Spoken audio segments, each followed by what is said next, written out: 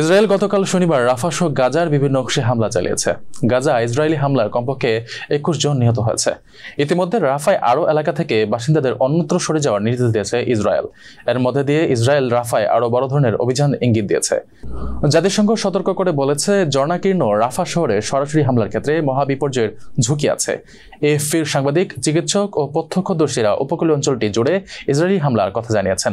জাতিসংঘ বলছে, আন্তর্জাতিক আপত্তি উপেক্ষা করে গত সপ্তাহে ইসরায়েলি সেনারা পূর্ব রাফায় প্রবেশ করে।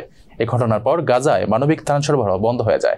গত মঙ্গলবার ইসরায়েলি বাহিনী মিশর সীমান্তবর্তী রাফা ক্রসিংয়ের ফিলিস্তিনি অংশ নিয়ন্ত্রণে নেয়। তারা গুরুত্বপূর্ণ একটি ক্রসিং বন্ধ করে দেয়, আরেকটি ক্রসিং দিয়ে যান চলাচল স্থগিত করে দেয়। গাজায় একটি হাসপাতালে বিবৃতিতে বলা হয়, উপত্যকার মধ্যাঞ্চলে ইসরায়েলি হামলা কমপক্ষে 21 জন নিহত হয়েছেন। নিহত ব্যক্তিদের মরদেহ গাজার দেরি আল বালাহ শহরের আল আকসা শহীদ হাসপাতালে নেওয়া হয়েছে। প্রত্যক্ষদর্শীরা রাফায় প্রচণ্ড বিমান হামলার কথা জানিয়েছেন। এএফপি ছবিতে শহরটির আকাশে ধোঁয়া উঠতে দেখা গেছে। এছাড়া উত্তর গাজায় হামলা হয়েছে বলেও জানিয়েছে প্রত্যক্ষদর্শীরা। ইসরায়েলি সেনাবাহিনী বলছে, গতকাল দেশটির সেনারা ক্রসিংয়ের সশস্ত্র ব্যক্তিদের সঙ্গে লড়াই করছিলেন। তারা এলাকাটিতে অনেক ভূগর্ভস্থ টানেল খুঁজে পেয়েছেন।